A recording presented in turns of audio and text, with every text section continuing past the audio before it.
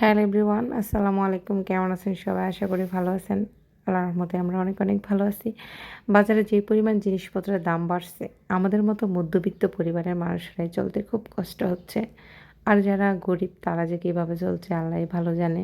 যাই হোক, আজকাল ৫-১০ হাজার টাকা নিয়ে গেলেও বাজারে মন মতো বাজার করে আনা যায় না। অনেক কিছুই টান পড়ে যায়। আর ছোটোবেলায় দেখতাম আমার আব্বা ৫০০-১,০০০ টাকার মধ্যেই ২ হাত ভর্তি কত বাজার নিয়ে আসতো।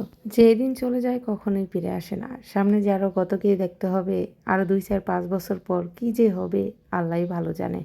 আমার বাচ্চারা পাস্তা নুডলস খুব পছন্দ করে, যত দামি হোক বাসায় পাস্তা নুডলস রাখতে হয় সবসময়।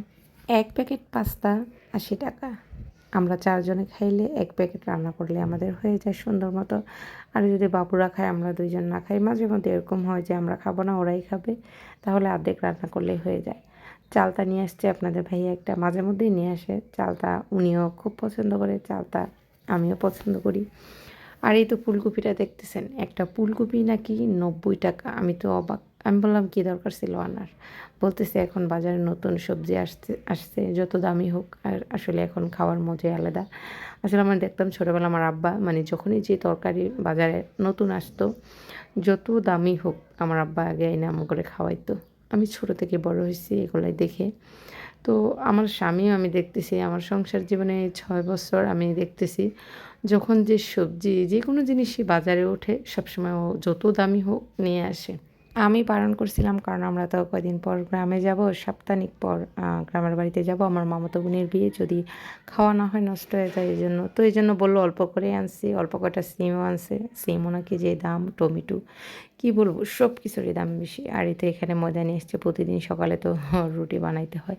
আর আমার মেয়ে আজকে ২ দিন ধরে বলতেছে গরুর মাংস খাবে, গরুর মাংস খাবে। কালকে সে গেছে, কালকে শুক্রবার গেল। ফ্রিজে মানে ১ কেজির মতো ছিল, আধা কেজির মতো কালকে রান্না করা হয়েছে, আর আধা কেজি আছে। তারপরেও আজকে বাজার করছে, এই জন্য আবার আজকে ২ কেজি মাংস নিয়ে এসছে। বলছে রেখে দিও, আমার মেয়ে খেতে চাইছে এই জন্য নিয়ে এসছে। আর সাথে পাঙ্গাস মাছও নিয়ে আসছে। অনেকেই বলে পাঙ্গাস মাছ নাকি পছন্দ করে না। আসলে বাচ্চাদের জন্য পাঙ্গাস মাছ আনতে হয়, কারণ পাঙ্গাস মাছের কাঁটা থাকে না। পাঙ্গাস মাছের পিঠের পিসগুলা কড়া করে ভাজি করলে বাচ্চারা খুব পছন্দ করে, এই জন্য আর কি পাঙ্গাস মাছটা আনা হয়েছে।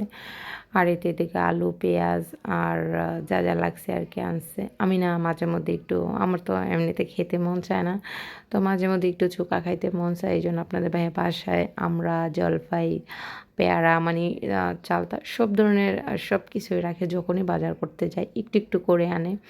এতে এখন জলপাই নিয়ে আসছে। আমার এখন বয়স দিতে গিয়ে জলপাই দেখে জিভে জল চলে আসছে। আসলে জলপাই আমি খুব পছন্দ করি, তো এই জন্য নিয়ে আসি। আমি আসলে আচার বানাইতে পারি না, আর না হয়তো আমি আমের আচার কিংবা চালতার আচার, জলপাইয়ের আচার, অনেক ধরনের অনেক ফলে আছে যেগুলো দিয়ে আচার বানিয়ে বাসায় রাখা যায়। আমি পারি না বানাইতে, এই জন্য আর কি বানিয়ে রাখি না। এমনিতেই যখন মন চায় বাজার থেকে টাটকা আর কি এরকম চোকা চোকা যে কোনো ফল ফারকে আর কি আনা হয়, টাটকাই খাওয়া হয়। আচার বানিয়ে আর খাওয়া হয় না, আচার তেমন একটা পছন্দ করি না, এই আর কি।